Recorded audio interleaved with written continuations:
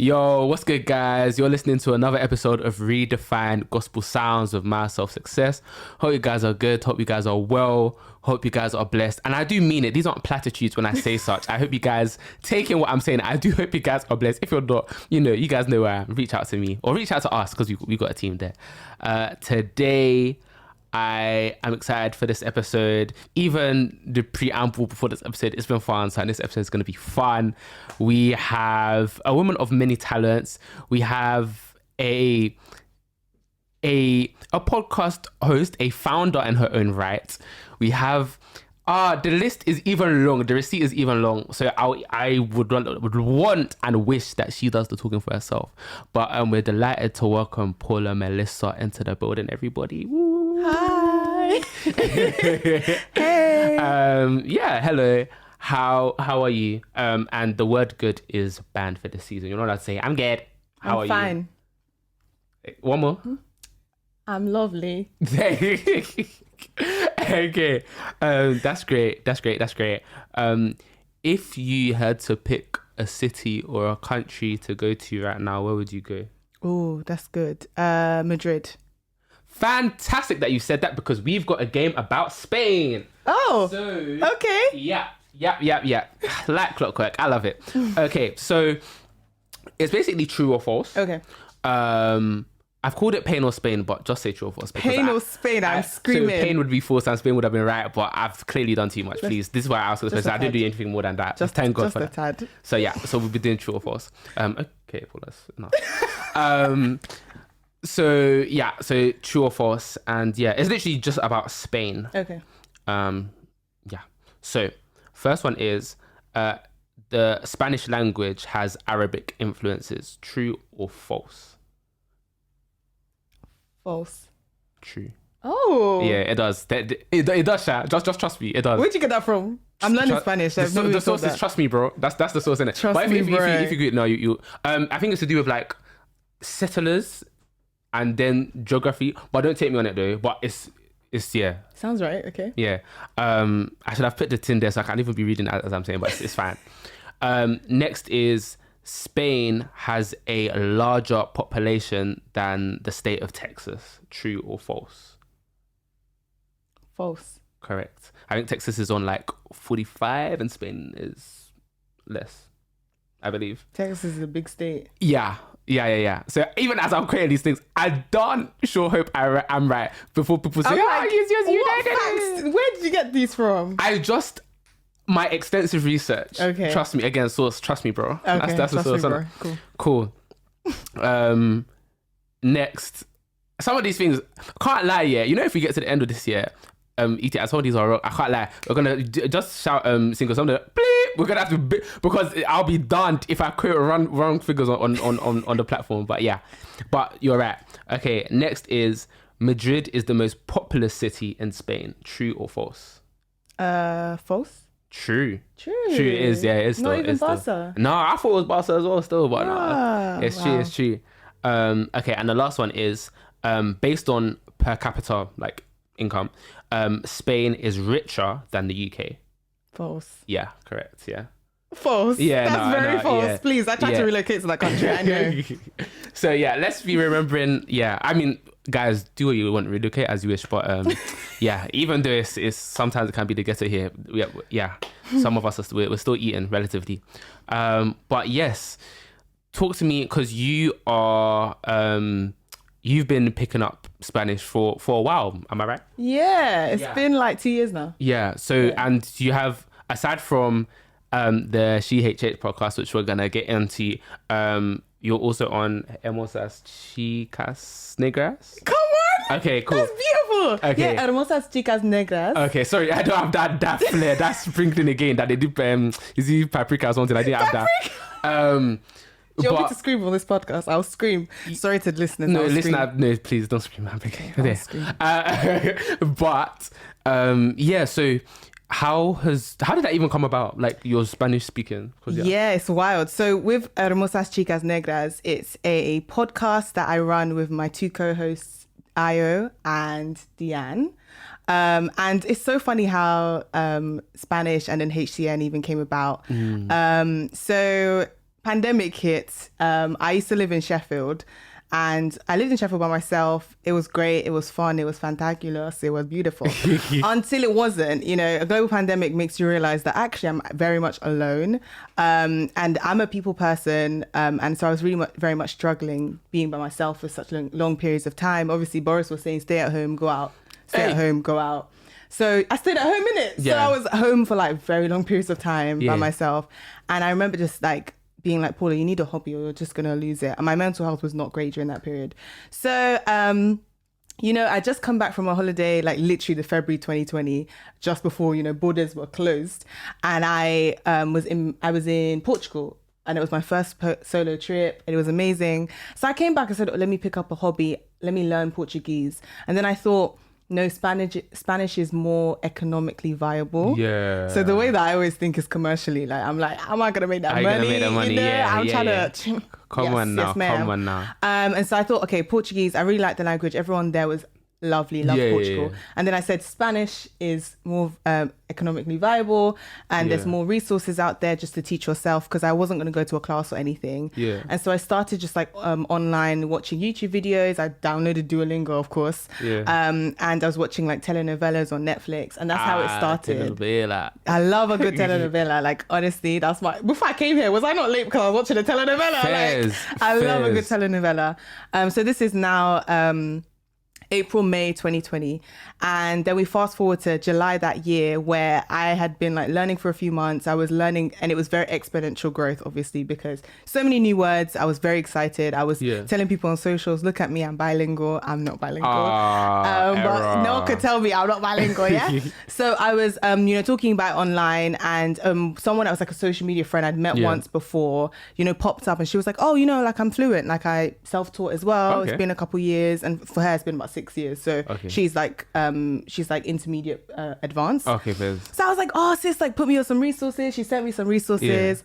And then I found this other girl on YouTube who looked like me, sound like me, you know, Nigerian, British, had the same accent, natural hair, and was fluent in Spanish as well. I said, okay, cool. Me, I will join these Black girls in Spanish club as well. And this is that person turned out to be Ayo. And so fast forward the story, we all basically met online. We'd be talking online, obviously global pandemic. As soon as we were allowed to be free, we met in person. And the rest is history. We now have a podcast and season 2 is coming out soon. And it's been such a blessing to pick up another language and just learn it. So yeah, I'm not fluent. No one should ask me to say anything. Yeah. Oh, I was literally about to ask you. Yeah, come and tell us like hello, and I was gonna. Okay, give me a very basic sentence. I will not disgrace myself in Jesus' name. Okay. Amen. Hello and welcome to the podcast. Hola. Yeah. Y bienvenida a la ole or el podcast, depending on if it's masculine or feminine.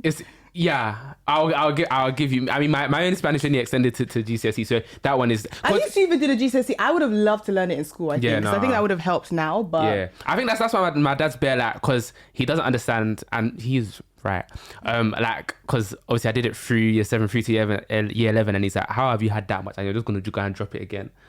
So maybe I should kind of pick it up again still. It's fun. I love language. It is fun. It's fun. Even Portuguese as well. Obviously, I wouldn't learn it, but like the way that it sounds, it just so I don't want to offend anybody again. Because when I first encountered it, it seemed to me kind of like just a rough version of like Spanish kind of. Don't say a rough version. Like a hardened, like, you know, unpolished. Yeah, unpolished. That's it. But you know, it's very beautiful in its own right. In case there's any Portuguese or Angola, please don't cancel me again, please. But yeah, because it's very like I don't know. I'm not gonna go and attempt. You continue. I'm not. But yeah, I think it's really inspiring, and I think that's something that, of course, it allows you to kind of go out of your comfort zone naturally and stuff like that. So it's something that I'm happy that you're able to kind of share your experiences through that. And then as you've been on one podcast, as you're there on one podcast, you're also on the SheHH, which is a large part of why we brought you here. Yeah. So yeah, SheHH podcast. We're big fans of it over here at Thank RGS. you. Aw. But would you want to tell the listeners, because quite a few of them probably might not have heard of it, so would you like to tell them, yeah, right back from day zero, so why, how, and yeah, that's how it's going. Wow. Okay, so SheHH podcast is my baby, my vision that God gave me back in December 2019. And it really just stemmed from being a big fan of music, of Christian music. I've literally been a fan my whole life, but in 2012, I was a teenager. I was trying to find hip hop and rap that was Christ-centered, that would replace some of the stuff that I was listening to. And not for any particular reason, and this is not to convict people. The whole thing of don't listen to secular music. Fam, enjoy your music, whatever. But for me, I was just really looking for something that I could spend all the time I was spending on other stuff on that music. Yeah. And I was introduced to Lecrae and Governor B, and it honestly changed my life. And I was like, how do I spent years just learning more and more about music and being like, how do I share this with other people? Yeah. We fast forward to 2019 and I had firmly established my faves, and people were asking me, who are your favorites? And they were all men. No offense to men, that's cool, whatever. But I was like, are there really no women rapping? Are there really no women in this industry? This is wild to me. Now, this wasn't coming from a place of I wanted to be an artist myself. I sang in church and stuff like that, but I never desired to put myself out there in that way. I think because... But we'll get onto that though, that's fine. Okay. Later. Fine. I think that's just because I have so many artist friends, and I was just aware of how their heart burns for music. My heart burns for music to enjoy it. But not like that. Not like that. Not like that. No, you guys are sweating over one note. Couldn't care less. Fairs. Could not care less. Do you think anyone noticed? Not me. I realized that wasn't my calling, so I was never going to force myself. But I knew I loved music and the people that are creating the music enough to do something in it. Yeah. And so we get to December 2019 and I said, no, enough is enough. I'm going to find these women in this industry and really just find ways to support them. And it started with two artists specifically. And I don't know if people are going to know them, but Cass. Okay, yeah. Cass is one of my favorite artists of all time. Okay. She is because her music is what attracted me to her first, because she wasn't really on socials like that. I didn't really get to know her personally. But then I loved her music and I was just like, who is this black girl making music? Only for us get in touch with each other. And she's from New Zealand. No way. A couple of years older than me, from Zimbabwe. So she's very she felt like me, but in an alternative version. Because I'm Nigerian, British Nigerian. She was New Zealand, Zimbabwean. Yeah, it was a really interesting mix. Version. I loved it. And she was so funny. We just got on so well. And I said, okay, I'm a fan and I'm trying to make her not think I'm a fangirl. How do I get her into a conversation? Yeah. And I was like, oh, let me just record interviews. So I book it with her. I don't know if you guys know One Day. Yeah. Got in touch with One Day, pre being signed to Reach Records. And I was like, yeah, you're cool. And she had a few songs out by then. I was like, you're amazing. I don't know many women that rap. I'd love to just sit and have a conversation with you. Yeah. She was really nice. We had that. I said, okay, this is 2 now. I feel like this is a series. So I started finding other people. And that first series was 5. There was 4 artists and 1 music manager, music marketing manager. She did people's cover art, photography, that kind of thing. And we sat down and had conversations all virtually because again, pandemic had happened at this point. And pandemic hadn't happened, but most of the people I was talking to were outside of the UK. One was in Nigeria, one was in New Zealand, the States. Yeah. So I said, okay, virtual. Cool. And we did them. And I remember them literally just being for me and my friends. This first series was budget. Yeah. As in, I was on phone calls and recording it on my laptop. That's how the first series was recorded. Wow. It was so budget that I didn't even put it out anywhere. It was literally just on SoundCloud. I was a SoundCloud rapper, guys. I was a SoundCloud rapper. And I remember my friends being these are really great conversations. Why are they on SoundCloud? And I was like, because they're for me and my friends. And they were literally no, other people need to enjoy this. And this is them times there was no video, it was just audio. I'm who's gonna sit here and we'll listen to a 45-minute conversation with an artist? And they were telling me, really encouraging me, you should really go for it. So by the time we put that out, I said, okay, we're going to try to do this as a real thing, as an actual podcast. That's when I started to reach out to get a team. So one person joined me. We, started editing like cover art and stuff like that. We submitted it to podcasting platforms. We actually created a social media page. We were like, okay, let's try this, let's try. And series 2 was honestly just, let's try, let's see who would help. And I said to God, if I'm going to do this as a podcast, I need you to provide the people, because I was working full time. I, had side hustles as well. I was running my business. I was just like, I don't have time for this, and I don't know what this is, but you've given me this vision of this idea of speaking to women and encouraging women in music ministry in whatever way I can. If you're going to give me this vision, be providing the people, because I'd burnt out multiple times, had multiple issues with mental health. And I was like, I'm not going to help myself struggle. Yeah. So God was like, cool, I answered your prayer. I put stuff out on socials just asking people if they would be interested, and people that cared enough about music hit me up, and we were able to build a small team. Yeah. And so series 2 happens, and we thank God, it comes out, everything's virtual because of the pandemic. Then we get to the end of series 2 and I said, I'm done. I said, this is really good. I'm proud of it. God, I'm done. And then why did you say that? Because I was tired. I'm not gonna lie to you. There was no spiritual reason. I was tired. Fairs. Because again, time zones. With the cast interview, New Zealand is 13 hours ahead of us. Crazy, man. 13. 1-3. Yeah. That's a whole day, half a day. So for our interview, we ended up recording it at 9 p.m. for her, 7 a.m. for me, or like some kind of variation of that. It was mad. It was like Saturday, Sunday evening for her, Sunday morning for me. And I was just like, I was doing interviews in the middle of the night because of the American time zones. Like, it was just getting ridiculous. I was doing the emails, I was doing a lot, and I was just like, God, I'm actually tired. So people now start asking me for series 3 when we finish the production break for that series. And I said, I don't know. But again, God came through and provided people, someone to take over the playlists, someone to take over the emails, someone to like manage the social media, because I had just like started a job in social media as like a social media manager. I'd taken on more responsibility. Again, I have a business alongside all of this. So it was just getting a bit mad. But again, God really answers your prayer. If you come to him earnestly, and it was not a thing of, I came to him like, God, I want to be famous. Help me be famous. I said, God, you gave me this vision, and I just want to talk to people. I love interviewing people. I love talking to people. I love meeting new people. Like, it makes me happy. It makes my heart, just joyous. Yeah. So I said, God, this is not a fame thing. Like, it could be 6 people watching these interviews. I'm happy, but 100. I love doing this. So please just provide it. And the thing about God is he honors our heart and he honors our desires, and he makes a way even when it doesn't seem like it's going to make any sense. Yeah. Because I thought, okay, we're putting on our story. We have 100 followers. No one's coming. And to get people actually DM us like, where's the application? I'm coming. I want to join. Like, one of our team members, shout out to Hannah. She's based in the States. So we have never met her. Damn. And she's worked with us for like a year. We've never met her. Link up soon, maybe? Yeah.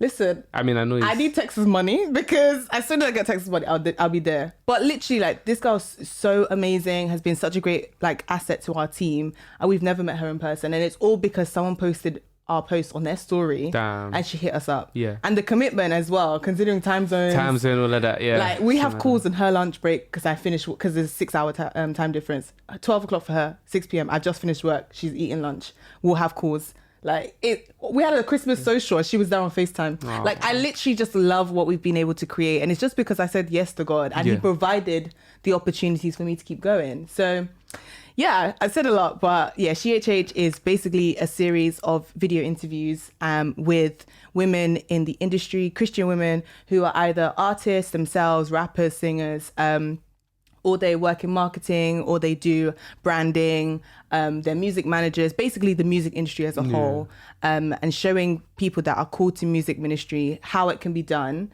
and also encouraging them to go forth and do it, essentially. Yeah. That was a lot. No, it was comprehensive. That is what we want to hear. What's been your favorite? So has there been 3 or 4 seasons? 3 seasons. We're halfway through series 3. Series 3, okay. We still have a lot of episodes. Steady. What's been your favorite episode so far? Or if you've got maybe a handful. I'll give you a handful, because... Okay, so the cast interview I mentioned in series 1, we did a follow-up 2 years later, almost to the day. Damn. Series 3. And it opened series 3, and that was amazing, because she had like she hadn't put out an album in like 3 years. And it was a super vulnerable album that she released. And she actually like went through all the songs with us. She even sent us the songs before they went live. We're getting the drop. I said, can we touch your hem? So that people can be giving us drop before they... It's so lit, man. No, can we touch... Yes, that's when I said, okay, I've arrived. I've actually arrived because she sent us the album. Because that's what all these pods do. They'll talk, oh yeah, so like when we listen to that song... Bro, can we get that juice again? Come on now. Do you know how amazing... You know we have to be calm with the email. Like, oh, that's completely fine. They say, obviously don't share the link. I almost leaked her album. I would just fly somewhere if somebody gave me the drop. Like, if I thought about somebody that I rated, like, to just do drop early, or like even someone that has a great blend. Like, I love Stormzy just because he has like he has a great blend. And like, if Stormzy wants to come to me and say, oh yeah, like he's due to release an album later this year, if he just came, oh, come and take. Just listen to it. I will do Tell me how you feel. I will do one somersault, the likes of which nobody has ever seen before. I will do it. I will actually do it. But no, that's so cool. Sorry, continue. So we have Cass's one, and then Cass's second interview was because it followed on from the first interview, and this is where we developed a real friendship because she is amazing and incredible and very, very vulnerable, especially on this recent album. And so she just shared her heart in the album. So that was amazing. Really loved that one. There's a Latin artist based in the States called Chris. Okay. She is incredible, and that interview again was so good. She was so giving of her heart, and she's really big in that Latin American like Spanish speaking community. She's huge there, and she was incredible. And her and her husband. So there was like an issue with the interview because obviously it was virtual, and it didn't save. And I start panicking. I start having a heart attack. We had recorded for like an hour and a half, you know. And then she like emailed me. She's like, "Don't worry." And she's like, her and her husband are driving somewhere, and she's on her laptop, hotspotting from her phone, trying to upload the video. I said, "You're actually a beautiful person. Like, you're great." So that was a really great one. Some of my friends as well. So like Shireen, again, we had her back on. Friend of the pod. She's a friend of the pod. Like, Shireen, Palumi. I don't know if you guys know Palumi. Like, I love Palumi. She's also a friend of the pod. So she was great. Honestly, we've had so many great, like, Asha. How can I not forget? Asha's one was so good. Like, Asha's one recently dropped, and recording of Asha was amazing because this has been the year of Asha. So to really get to hear her journey and also meet her, like her mom, and just be like around her was amazing. And yeah, that's a really good episode as well. I really like that. Oh, honestly, God has just blessed us. Like, it's been a really good series. That he has. And definitely like looking forward to seeing you guys, like the more the episodes to come, just the conversations you guys get to have, because it's been really, really good. And the fact that you're doing it for the girlies, because that does not always happen. Not for the girlies. So yeah, I love the fact that you're doing it for the girlies, which is true. For you to have started out that kind of SheHH thing, you kind of referenced way back when, younger you, kind of trying to get into, well, just like SheHH music and stuff like that. Christian hip hop for those that are sorry, I don't know if I should make that clear, because I feel like fans of the genre get it. To be fair, I feel like a steady number of people will get it. You know? But yeah, just to smooth over the crack. SheHH is like she, like, you know, she, her, she, HH, which is like a play or pun on CHH, which, you know, if you're a fan of the genre, you'll know CHH is Christian hip hop. So that's where the name comes from. I have to explain that so much. Especially because we don't only like speak to like Christian hip hop artists, we speak to like all genres. But the name comes from that. If you're a fan, you know, like you know. That's cool. Well, because we'll give you your flowers, and you're a genius. Thank you. I mean, I'm not gonna lie, that might be the best thing I've done in my life. I'm just gonna say. So far, obviously, there's more to come. Amen. All right. So when you were younger, like, what kind of musics were you growing up on? So whether that's gospel, whether that's standard, like, what songs or what artists do you remember like did really stood out for you, like way back when?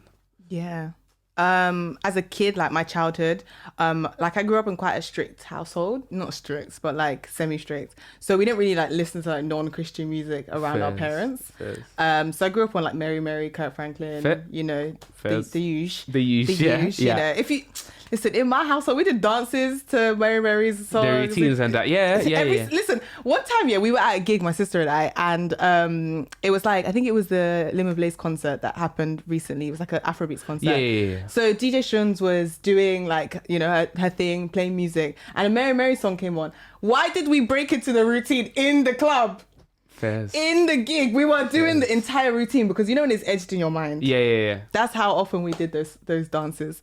So Mary Mary, Kurt Franklin.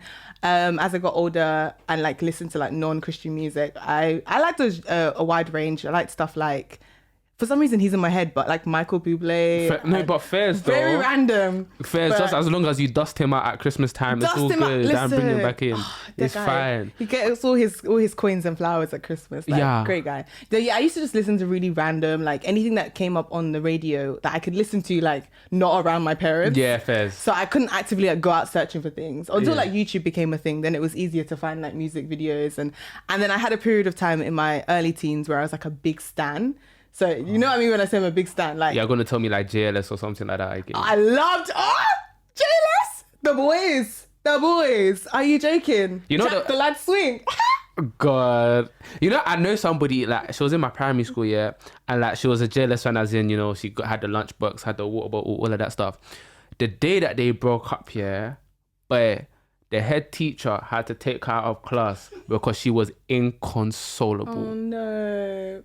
Bro. It was brazy. Like, I'd never seen anything like it. Like, you'd have thought that she was mourning. Because she was. It was brazy. Not funny. To this day and since, I've never seen anything like it. Obviously, we thank God because, like, we thank God for her.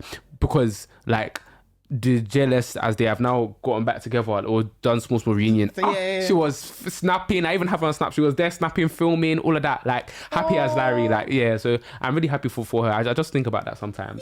But people were, it was either no, but it's true, Joe. I'm spitting the realness. You were either like One Direction or you were. See, you're saying either. Me, I was all of them, bro. All of them. That's even fine. Because the thing is, you have like a certain demographic. I'm gonna try and keep this PC. A certain demographic can be stans. Like their parents will pay for them to go to shows. Their parents will pay for them to get merch.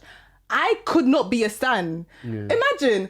Oh no, mum, don't spend that money on my lunch. Spend it on a JLS t-shirt. It's actually great. I was even feeling awkward because like I have a really nice Burna Boy hoodie from Boohoo Man when he released his collection. Nice, okay. And I remember one time like I was maybe walking from campus and I was FaceTiming my mum, and she was like, "What's that? Is that a BLM something?"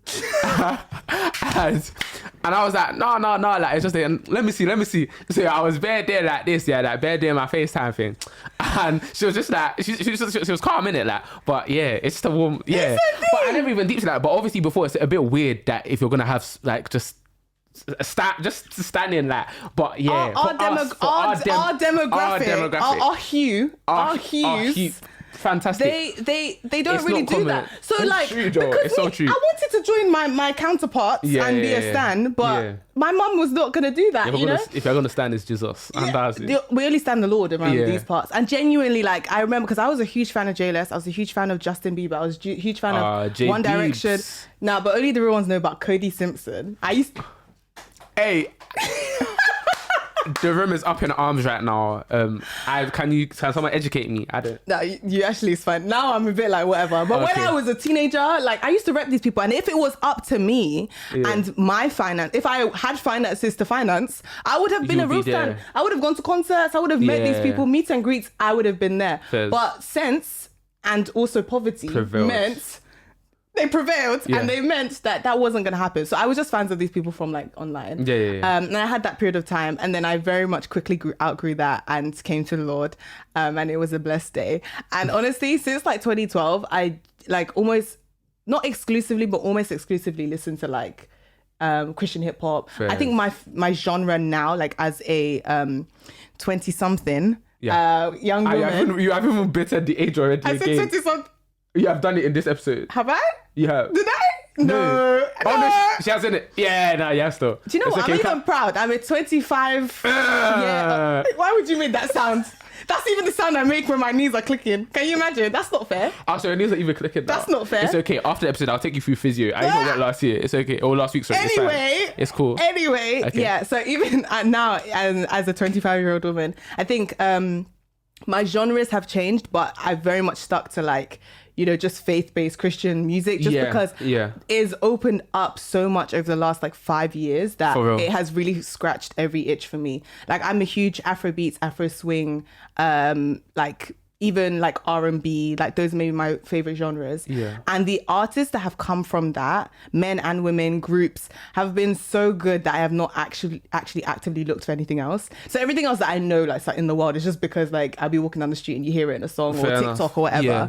But Christian music right now is just doing it for me. Like it's just, so I think right now I'm listening to just almost exclusively like Limo Blaze, Called Out, Dave Creates, and people like that. So, What did you think of the whole, it's been time past, but I just want to get your perspective on it because like, I think it's really interesting of like the MOBO situation way back when, because you know how like there was a bit of and R and like just like nominees wise and things like that. And like the gospel category was very like similar-ish or quite similar-ish. But what was your take on it, like just in general? Because I'm quite intrigued. I'm going to be careful because I have a lot of friends in this space. I'm trying not to be, you know, blacklisted, but it's no, cool. I'm kidding. My take on the whole thing was that it was clear that like it was just an afterthought for the MOBOs.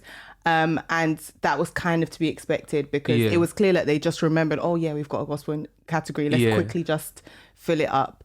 With the same people, which isn't fair because the UK gospel scene right now is so crazy. Like it's amazing. It is bubbling. It is beautiful. It is diverse. Like the sounds coming out from different parts of this country is amazing, and so influenced by so many different factors. So if you were to look for 5, you'd even be struggling because there's so many amazing people. Like this has been a great year for so many different artists, men and women. And so I just feel like if it was looked into, they would have found it. But I understand that that was probably not a priority for them. Now, to say things like, oh, you know, you should just do it for the love of God and not for the awards. I yelped, but it's cool. I actually yelped. So I saw yelping? I yelped. I didn't know I could yelp until I saw that. No. Essentially no, because no, like I think we, as much as we don't do things for awards are a good thing. Awards are saying well done, and that's not a bad thing to do. And it doesn't mean that just because we're Christians and we're doing this for God that everyone should just keep their mouth pim. I'm a big fan of giving compliments, and I think that sometimes as Christians we withhold compliments because we're like, oh, you shouldn't need it to continue. I don't need it, but it's good. It's a good thing. It's a good thing to say something is good. And the MOBOs is not a Christian organization, so maybe we don't hold them to the same standard. But I love that since then, you know, there's been the Premier Gospel Awards, there's been the A Step Forward Awards. These awards are the ones that we as Christians should be investing as much time and energy and loudness on social about, because these are people that care about the space, care about the Lord, and actually are judging music based on those those for them by them kind of vibe. For them by them, you know, it's saying, oh, these are people that are making great music but also love Jesus, and it's less about who has friends in certain places or who knows who. It's just who's good and who's saying the message that needs to be said. And I think that as Christians, if we had put as much energy in talking on Twitter about that as we did into attending the Premier Gospel Awards and attending the Step Forward Awards, that would be a better place to put our energy. Some of them look really nice, by the way. Like, do you know what? I missed out. Like, I'm really sad I didn't get to go to the Premier Gospel, especially. Because by the time I thought about it, the ticket was it was out. So when I saw it was performing, I'm really sad. I screenshotted it to get the tickets. By the time I got there, it sold out. Yeah, I really played. Someone said to me I could have got a ticket as press, and I said, do you know what? I might try that, because you know, I don't know if you guys know about the solo. So we were speaking about attending as press, and I said, hey, madam, let's be tapping in. Let's be tapping in, madam. I didn't know that was something. Wait, I've been spending my hard-earned cash on tickets, and apparently, you know, going to events as press is a thing. So as we build SheHH, y'all could invite us to your events for free. So I think with my thing, I think from the I very much agree with a lot of what you said. I feel like it's very much like Step Forward, Premier Gospel, like all those awards that it's very much like for them by them. So it's like greater care and attention is placed to them. So, you know, you can, when you get an award or a nomination, obviously they're not the be all and end all, but when you get them, you can be rest assured that, yeah, like they've put time into it, they've 100%. Put thought into it. I think when people it comes, have listened to the people music. have listened to the music. Like the panel is not just any old soul and they've just said, this sounds good. Let's go. Eeny, meeny, miny. And go. So that's my thing on that. I think for me personally, also, I have kind of friends in the space of guys, don't cancel me out. I think for me, it's very much like my view was that, okay, cool. People don't automatically deserve the right to nominations in that space just because they make that music. That was my thing. That was my thing. And I think I said it because I feel like for me, and to be fair, a couple of people that I spoke to as well, is the fact that, yes, okay, we probably do need to be focusing on, I'm speaking of like the SheHH scene here as a whole. Like it's, of course, like you want to target the Mobos, you want to target whatever else, but I guess like the like things like Step Forward, things like Premier Gospel Awards, they provide such a good foundation for you to kind of like, I guess, build up. Not to say that you can't do like two at the same time, but it just, the foundation is there. And I feel like the Mobos, I mean, when it comes to like predominantly black talent, like that's the highest form of recognition in the country. And like you don't just get a Mobo nomination for like, let's say, putting out a good album in a year. And it's like, because I'm not saying that was the case, but like I think what we think of excellence, it just needs to be consistent across the board.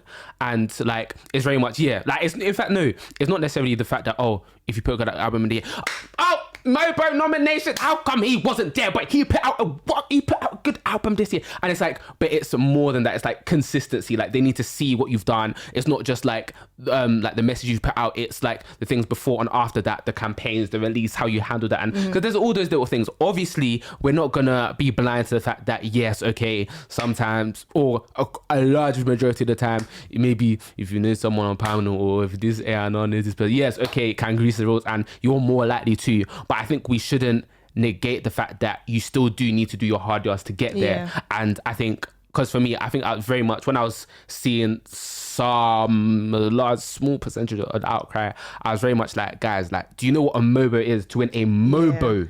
I think people still do need to take that in mind. But I do feel like as you kind of, you know, are consistent, everything just follows on through. I think it's tough, it's good, though. but it is tough. It's tough because I think we're aware that a lot of the biggest artists in this country have been the biggest artists for a while. And you build momentum, and you also build like funds. You build just accessibility to studios and to opportunities. So it's easier for you to progress as you get. It's kind of like a snowball effect. 100%. So if you're new to the scene, or even not new, but you've been underground for a while, and you suddenly break out, it's difficult to have consistent campaigns because you probably spent a year saving up for that, for $2,000, $3,000 to make this album happen. And now the album is out, you're expecting or you're wanting some kind of recognition for it, and you can't even do the aftercare because you literally have no money left. So I do hear where these people are coming from, and I think it is really difficult to judge fairly for us to do that. But at the same time, I think outcry and like tweets and stuff probably don't do as much as we think it does. I think especially because with a lot of these things, especially with like Twitter, like a lot of it is depending on who you follow. Echo chamber. Everyone's like, I say this and I say A, and I say A too. Oh my gosh, let's retweet into this person TL who also thinks A, and that's kind of how it plays out. So you think everyone is saying this? It was 3 people, beloved. Please, that's how the elections work in this country, where we all take one thing and we please let 2019 be the answer, be the lesson rather. It's true. But definitely so. But I think as a whole, it's good that people care by and large, and they notice. And I think as we've spoken about, and as we will continue to speak about on the pod, like the general overall quality is increasing, which Yes. which we love very much. Like Yeah. standards or what people used to accept are no longer, which is fantastic, obviously. And yeah, I think it just helps even people who aren't familiar with like said genres to kind of get in there, because it's like the first thing is if you're putting it in and it's sounding great, like okay, cool, like let me It's find the him, thing let of me- like your friend being like, oh, put me on something, and you're not Yeah. embarrassed to send it to them. Yes. Because I think at the beginning, again, I've been a fan of this space for a while. Yeah. At the beginning, I really just accepted anything because I heard Jesus in there. You know, Yeah, I was yeah. like, Lord, this is great. But I think as I've gotten older and as the industry has gotten older, we're not even compromising on like actual good quality music. Let's take Jesus out of it, but not like that. Still love him, but like genuinely, if you were saying to a non-believer, like, listen to this, and fair enough, okay, they're not following the faith. Yeah. They won't say, I don't like this based on the quality or the sound, because generally the sounds are now like up there. It's Yeah, no, now a for case sure. of just the substance of or the message that's being conveyed to this person. And I think that that's something to celebrate more than just complaining about this is wrong with the industry, that is wrong with it. Let's be celebrating, because I think we need to say well done to ourselves for how far we've come as we continue on this journey. Yeah. You know what I mean? So that's what I'm starting to see from this whole Fair. space. I want to know if that's no, a lot of people I think want to know if you had to put the listeners on somebody SheHH recommendation, just a young one, like, because there will be a fair few people who like this will be you're even their soft launch into SheHH, to be fair. Who would you, it doesn't have to be one, again, can be handful. I'm quite lenient today, actually. Wait, SheHH, so just Christian hip hop Or- or Yeah, the no, yeah, adjacents? No, SheHH. SheHH.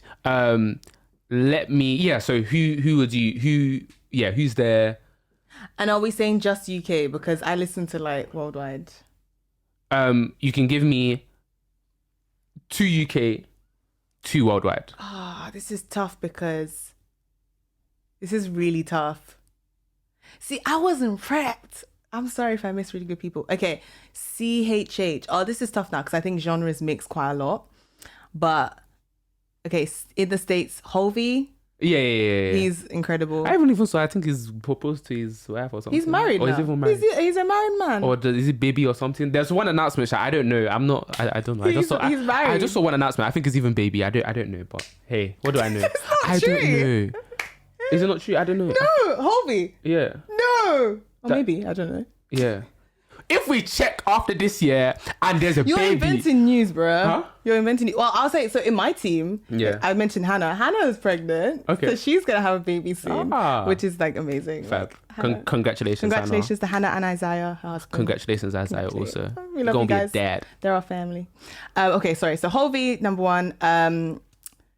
Cass is technically like different genres, but one of my favorites. Cass, so that's CASS. Yes. One of my favorite artists ever. So she's New Zealand based. In the UK, Dave Creates. He's not exactly CHH. He's kind of like R&B Yeah. vibes. Very soulful. Very great. Some cool stuff coming later this year with him. Oh, there's so many. I'm actually overwhelmed. To be fair, because UK you can give us handful, but you have to be quick with it. Uchenna, Yeah. incredible. Again, more R&B. Yeah. One of my favorite vocalists ever. Yeah. Shireen, amazing, incredible. Again, more R&B, but she does a bit of garage, does a bit of everything. Oh yeah. Amazing. Everything. Fantastic. Okay. Limo. He doesn't really do CHH anymore. He's more like Afro beats, but one of my favorite artists and a great friend. One more. CHH. Oh, okay. Mike Solo. You guys know Mike Solo?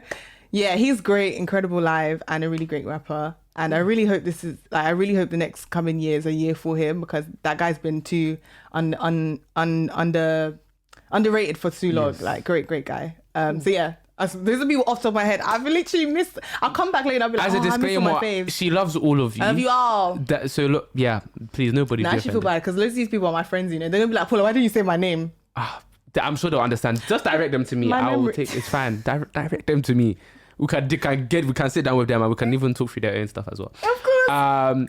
So yes, something that I get from you, I mean, it's come across in this episode, and even as I met you from socials, whatever, is just like your confidence. Like, I think you're very I feel like, even if you don't feel like that, I feel like you're very self-assured of yourself, and just confident in your abilities and things like that. So I want to know, has that always been the case? And like, where does that confidence come from? I love talking about this, so thank you for even bringing it up. Yes, extremely confident, and I have a very high self-esteem.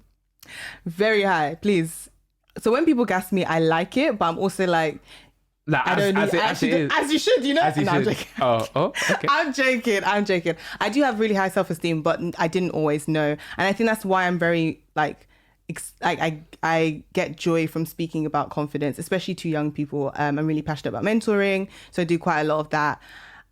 No, when I was younger, especially during my teen years and my early 20s, I was extremely unconfident, and I had very low self-esteem. Why was that?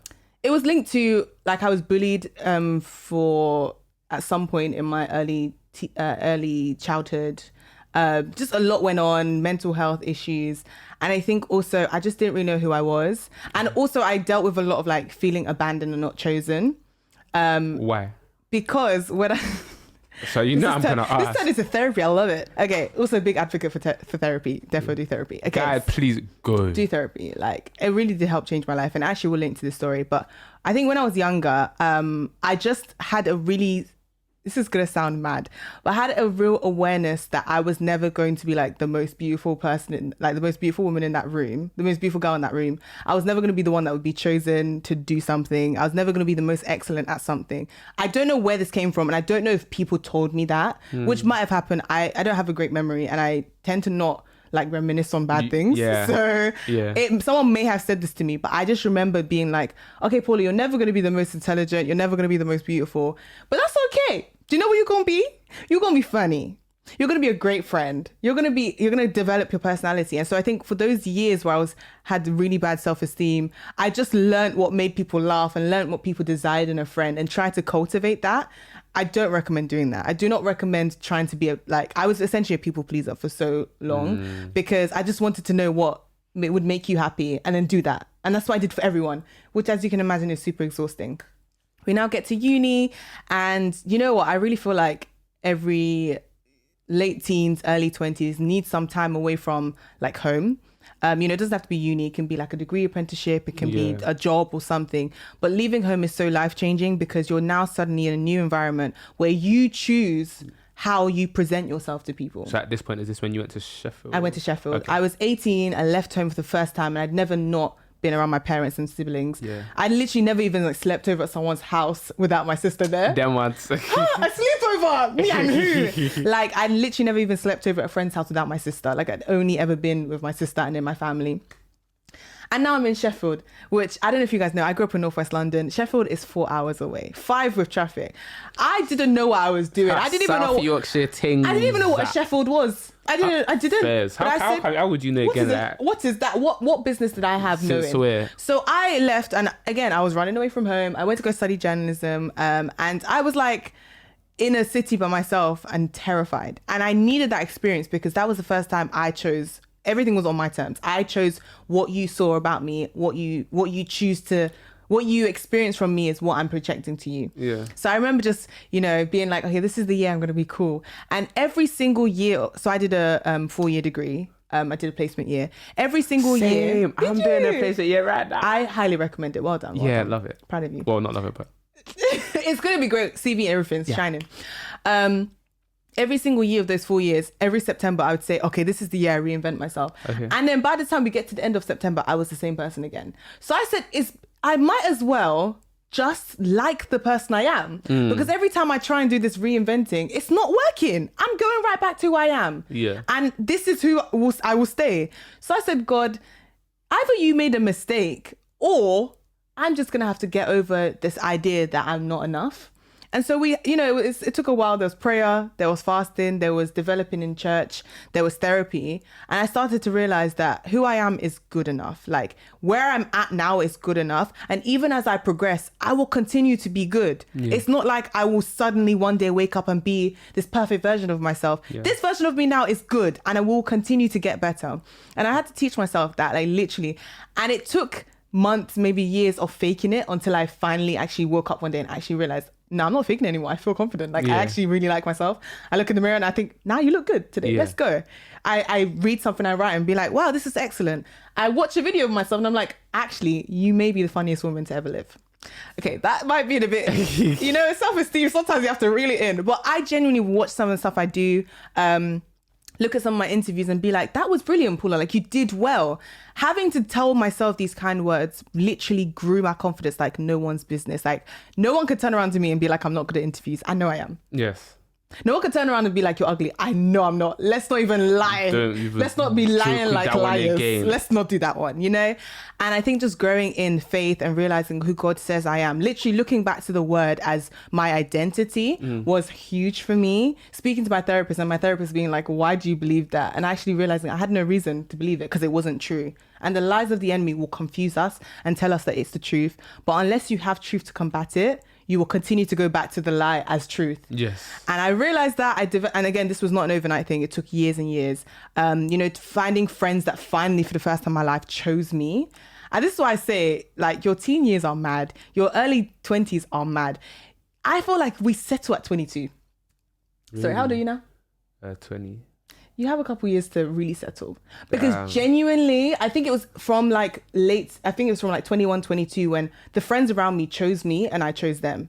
The people around me chose me and saw good in me and I saw good in them. And it stopped being just people that lived on my street or people I know from school or know from church. It became people I chose in my life. And when you choose these people, they reinforce the good things that God says about you. Instead of just people that all they can say is, oh, that boy, he's so lazy, or that girl, she's just careless. That's not what I'm so sorry. If you say that around me, that's not me. I don't know who you think you know, but that's not the Paula I know. And I think it's around that age that you start to develop and those spaces and develop those people. And for me, it was finishing uni, starting work, just really seeing how much I could do, meeting friends from church, like the people in my life, just always speaking positively about me and me being able to reflect that back into their lives as well. And that's kind of where the process of confidence has kind of developed, I think. Even on that as well, like late teens and early 20s, I've even noticed, I'm even in it right now, but it's actually just such a good time to just proper find out who you are, which is why like leaving your house, just going, whether it's uni, whether it's work, whether it's degree apprenticeship, is so important because you it's sometimes it can be uncomfortable, and obviously that's when you grow and all that little cliche and all that. But it's very much true. And it's funny because you'll now come to uni and people I don't know if he's gonna listen, but shout out Abaka, because so one of my oldest, like, he writes, and he was literally saying in one of his entries that like people go to uni and they'd be like, yeah, like back in the day when I was younger, I was the baddest on this and I was baddest on that, and it's like, no, you're not. Like, you were there writing poems. You were writing when they were calling you as witness, you were writing like a writer to get and get out, and then when you now step out of class, you say, yeah, I didn't snake, but you did. Like, so people will come and they'll reinvent themselves in uni or wherever. Like, no, tomorrow, yeah, your name was J2. No, it was Jason. Like, why are you dragging it? Like, people will do that. Even in uni, there were literally people that's like, oh, like, if I would go to them as one name, no, sorry, I don't go by that. I mean, no. Like that. But for whatever reason, but like for rebrand, for better or worse, I guess. But that period is definitely needed, and it does build your confidence for sure. For you, obviously, we can see that confidence spills over to, as you kind of alluded to, your interviews, your presenting, your hosting, which is what you do. So talk to us a bit about that. And also there will be people, even such as myself, that kind of want to get into that presenting, hosting, talking like a talker. I want to be paid to chat. All those kind of things. They want to know a bit more about how you even get into that kind of space. So if you'd like to kind of talk to us about that, and advice that you'd give us people.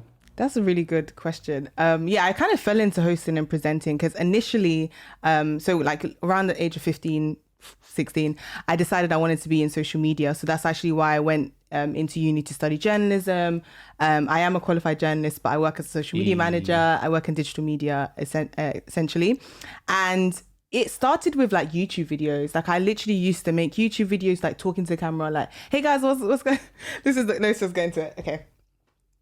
Hi guys, it's Paula. Welcome back to my channel. That was my intro all the time. Do you see how effortless it was? Because it's in my soul. Yeah.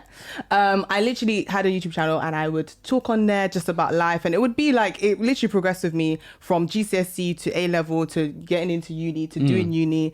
There are some videos somewhere on the internet of me doing university tours and accommodation tours and fun things like that. And that was where I would say was like my growing space where I really just learned how to convey information well. I knew that, again, like I was saying, as I was developing my confidence, I realized that, okay, funny is something I do. I like to make people feel comfortable by making them laugh.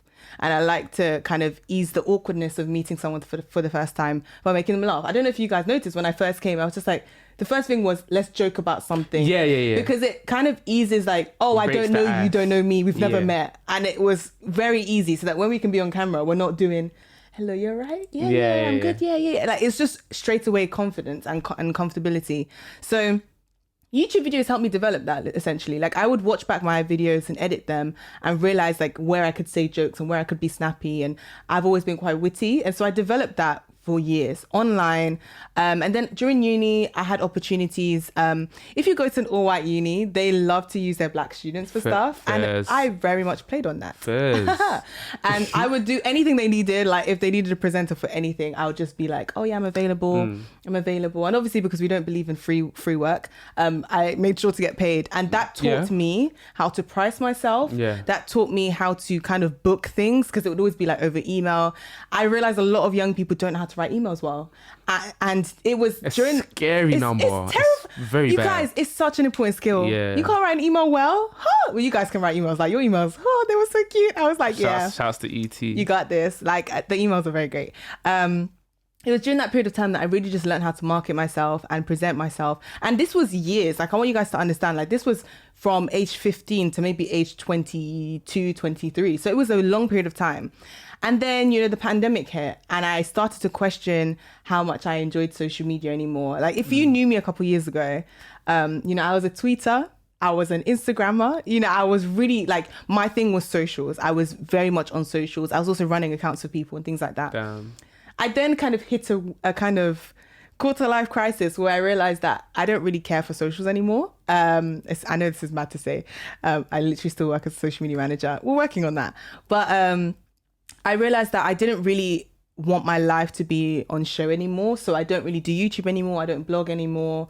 I'm on socials, but I very much post selfies with my friends. Like I'm not, it's not any other than SheHH, which actually is run by our creative director. Like I don't actually run the account, but I'm not really actively like tweeting or posting as an influencer or content creator anymore. Just because like I don't love it anymore. And I know other people love it and I want them to enjoy it. And that switch kind of came when I realized that I was enjoying stuff like this more, like where I was just interviewing or talking to people. And I realized that doing that on stage is called hosting. Fab. Yeah. So I said, cool, this is the space I want to be. But bear in mind, a pandemic has happened. Events are not even a thing anymore. So I was all through the pandemic, I was working. I was doing doing hosting and presenting, but online gigs. And that was the best thing for me because again, I had the how to host, how to present, but with less pressure because I'm behind my screen. So I was hosting like digital events and stuff like that. As soon as we were allowed out, I started letting everybody I know that I host events. Literally on socials, I would post a selfie and the comment would be like, by the way, I'm a host. Like I was relentless and I was unapologetic. I was not shy. People that are too shy about, like if you said, oh, I want to be a host, be telling people. I like all this shyness gets you nothing. Nowhere. It gets you nowhere. I said, no. Like I know people that are running events. I know people that are doing EP launches and this. I said, did you know I do events that my rates are really decent. I do hosting. And you say it enough times and people start to remember you when they need a host. And so I just started to get booked here and there, do this event here, do this event here, do this podcast here. And I started to really develop a niche in event and podcast hosting. And yeah, now we're here 2022. And so I'm just saying that in terms of advice, if you want to do it, start to craft your skills. Like, what kind of hosting are you good at? Are you quick? Are you fun? Do you make it about yourself, or do you make the event more fun for other people? Because when you're a host, you're essentially just there to guide them for the event. It's not about you. You're literally there to guide them, tell them who's coming up next, tell them what's happening, tell them where the toilets are, tell them where the fire exits are. If you come up there and you start doing like your own act, it gets grating and you're not booked again. But if you come up there and you're just plain like bread, they will just move on. So having to find that balance between, you know, telling people where the exits are, but also having fun with it and encouraging people. Because sometimes things don't go to plan and they tell the host to stall. And you suddenly now, because you have no personality, you don't have to stall for 10 minutes. You're just there on stage like, you right, guys? Like, these are the things that I had to develop. And I was blessed that, the pandemic, but I was blessed that I had the opportunity to do this kind of behind closed doors. And so by the time I was getting booked, I was on stage and I was quite confident. I speak at church quite a lot, so that built my confidence. I genuinely just say, where you are, find the opportunities that can just start to develop your persona, develop your personality, develop your speaking, to learn how to speak slow enough, because I speak fast. Oh, we're still working on that. I'm working on that one, you know. I'm still working on that. Because they need to understand what you're saying, and you need to be able to convey in a like convincing and easy to understand way. And I had to develop that as well. And these are all things that I developed through my course. I developed through literally being at church and being like, can I go and do the announcements? Do you know what I mean? So start where you are, whatever the opportunity. Like, this is a great opportunity that you have actively done interviews and presented. You do these interviews really, really well. Thank you. So just even developing that is already telling yourself, like, I know what I'm doing.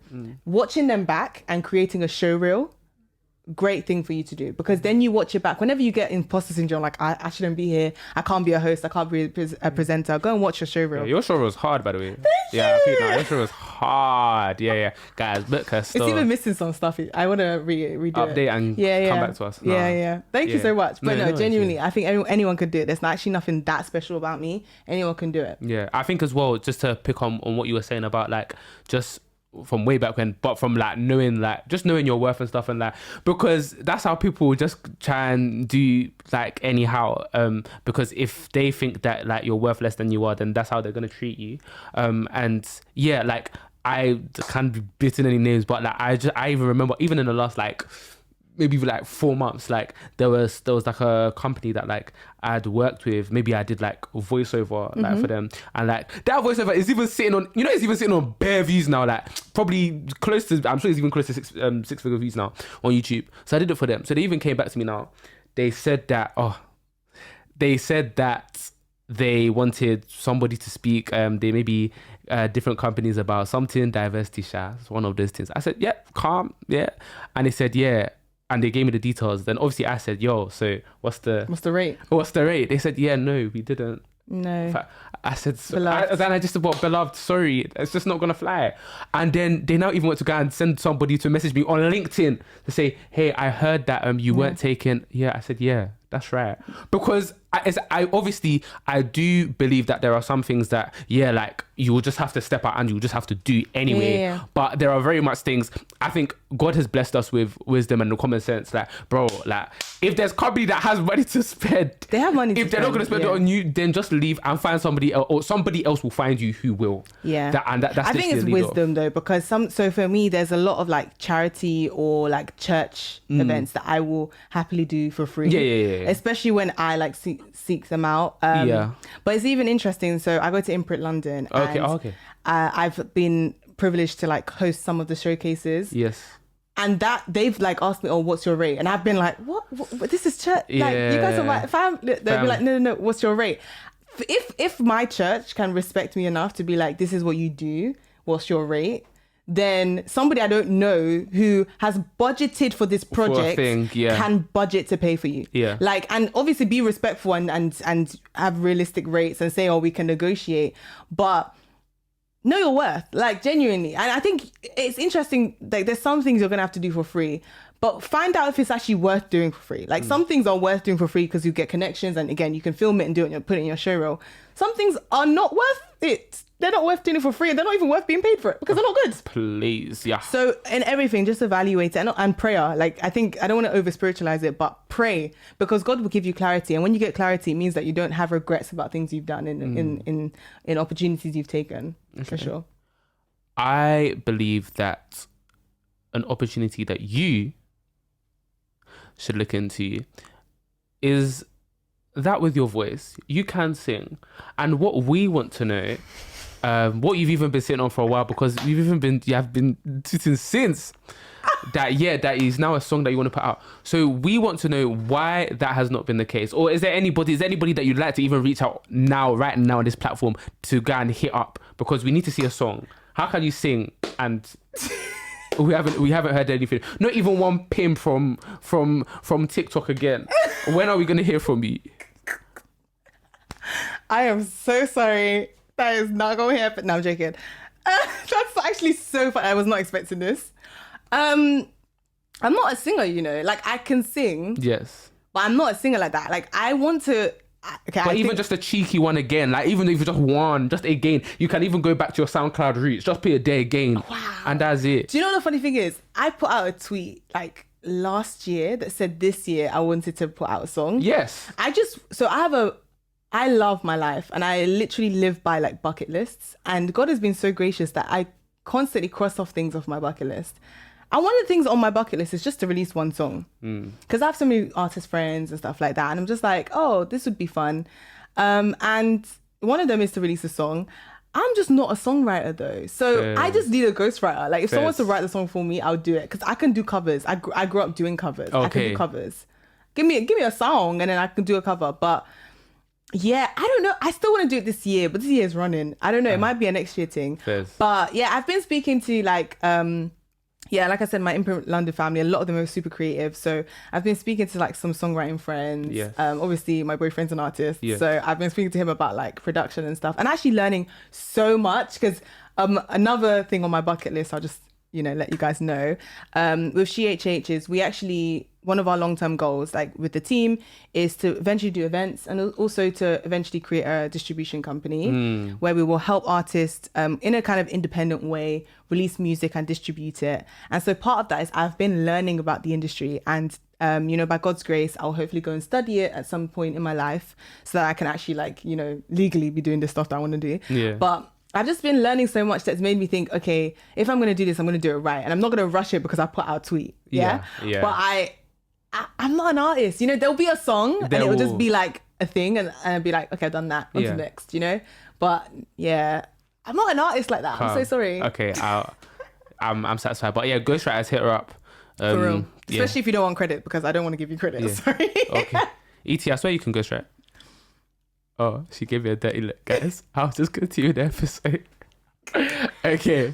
That is fine. And I think the last thing I just want to find out, not that, because of course, you are very much, because even before we were speaking, you said that there was going to be, or it was even as if there was going to be some kind of generation gap, which there isn't, because we're literally the same age. But we're not the same age. We basically, okay, fine, you are old. You're actually fine. Good. If that's what you like, have your cake and you're going to eat it. I just need you to understand, like Gen Z and millennials are very different. You people don't like capital letters. I don't understand it. Sorry, I have 3 people that work underneath me at work. Like I'm their manager. You called me Paula with a small P. Are you okay? But maybe that's just how their keyboard is wired though. We all have the same Mac. I'm so sorry. I said you actively called me Paula with a small P. No respect. I don't understand. Well, I'm sounding way too old. I'm going to calm down. But yeah, we're not the same age, but thank you. Adulting. What would you like people to know about adulting? I feel like there are obviously there's like the bulk of the listeners are actually Gen Z, but like the massive bulk. So I shouldn't scare them about adulting. What's like the standout thing, or what are the standout things that at your age you didn't, or like they're just mad like to you, or not mad, but like Okay, so one of them is that you can't just see your friends whenever you want to. Because at uni, we would be doing games night at 3 a.m. I miss that with my soul and spirit. Damn. Listen, working 9 to 5. People's evenings and weekends are precious. It's sacred. Me on my placement now. Oh, it's sacred. It's money. Like my calendar, we have things we planned 2 months in advance because it's so difficult to get your friends together. And I really do miss that from being young, where it would just be like, oh, after school, let's hang out. Oh, you want? Yep. Okay. Or at uni, oh, I've got a lecture at 2. We'll meet after that. Like, I genuinely just miss that so much. But when you do link up with these friends, the link up is beautiful. It's sweet. It's very, very sweet. Like the hours you spend, however short it is, they really hit the spot. Bills be billing. Your money is not your own. After you've given to the Lord and, eaten, the money is finished because you're paying bills. Yeah. That is wild, but, we move. What else? The work culture is mad. Yeah, and I'm even picking that one. I'm really proud of you for doing a placement, and I really do encourage. I say this to my siblings. So I have 2 younger sisters and a younger brother. Okay. And yeah, so one is the oldest. I'm the oldest. Yeah. We won't chat afterwards. So yeah. They don't know about it. So I finished uni, then my sister finished uni a couple years after me, and then my brother is going into his final year, and then my youngest sister's 18, so she just finished college. Damn. So I'm always telling them, do placements, because the workplace is wild. The workplace politics, the culture is different. It's not the same as uni. It's not the same as school. It's not the same as church. It's very different. And that's where you develop confidence about who you are, that when you finish school and finish everything, no one can chat to you. Because I really do feel like a lot of the people that I line manage that work underneath me, they're in their first job post-uni. And this is a scary, anxious place for them. For me, I am so sorry. There is no way someone in the office is going to try and belittle me, because I actually look at you like, are you good? You well? Are you good over there? You're all right. Are you all right over there? Yeah, you're all right over there, because it's not me that you've come to work to try and belittle. But it's very easy to do that to young people. And it's very easy for young people to not know how to stand up for themselves in a respectable way. Obviously, you're not trying to get kicked out. In a respectable way, and how to conduct yourself in the office that kind of asks for respect without forcing it. A lot of the young people don't know how to do that. And that's why I say I'm really passionate about mentoring. And I think placement years or even internships during the summer and stuff like that help develop that, because you learn so much. We learn so much by being around people that are older than us. And it's very easy to be, 20, 22, 25 and think we know everything. We've literally not lived yet. Like there's so much more to come. So with adulting, it's learn from those that are older than you. Get into the world of work as quickly as you can, so that it gets easier with time, and value your friends and family, because you won't always have them around you. And I miss it. I even miss like living with my siblings and my parents. We have a dog. I miss him. I miss just being able to have a chin wag with my sister. Like it's literally like we'll be on WhatsApp because I don't see her all the time, and so I just miss things like that. That's adulting, but it is really fun making your own money. Being in charge of where you are. When I was younger, my mom would be like, "Where are you going at 9 p.m. to go and buy orange juice?" Now I'm a grown adult. If I want cake, I just go and buy cake. Yes, it's lovely. Yes. I really do enjoy. Like I've really enjoyed my 20s, and I think it's a really fun time. You still got best of you. Even saying that as if you're going to the 38 game. Please, you're living life, but you're doing it well. I think even at this moment as well, because at the time of recording, this is summer, so everybody is like obviously I just finished my second year pretty much, and like this summer has been so drastically different to last summer, because like this summer everything is now proper open, which means that all the internships are like fully in person. So like before, when it was like, hey, barbecue at next man's house and we're all there, nope, everyone is on the internship thing there, which is great. So shout out to everybody that's doing internship, that is doing, because a lot of people that I could never have imagined in suits, I've seen them in full suits staying in the office until like all you gym bros that had to get big suits because you're too big.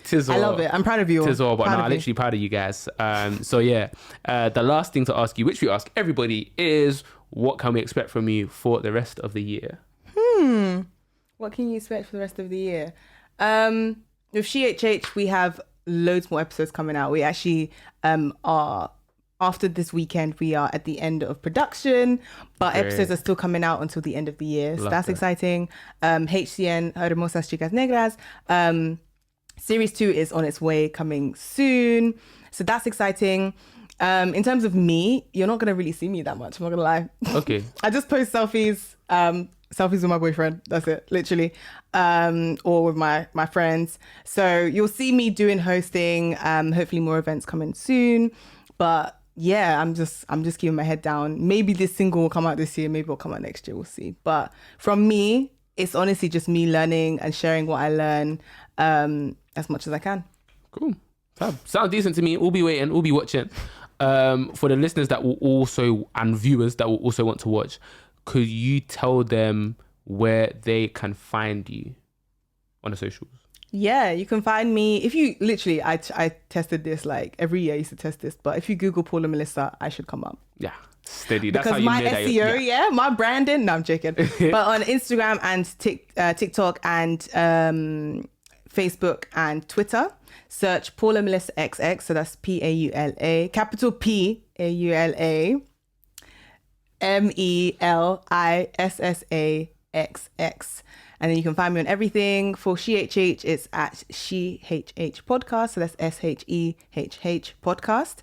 For Hermosas, Chicas, Negras, that's a bit more difficult, a bit more of a mouthful. Yeah. But it's HERMOSA, Hermosas, S.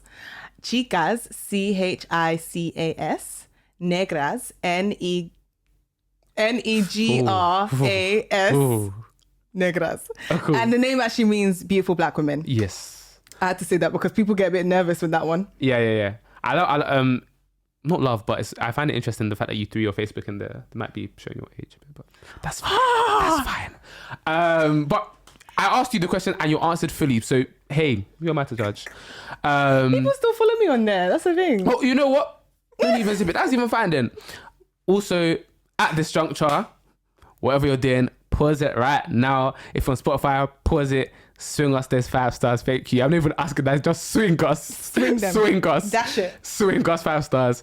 If you're on YouTube, obviously like and then subscribe and then comment. I'm even doing it in a different order so you can even think about what you're doing. Turn the notification bell on. And the notification bell and press it.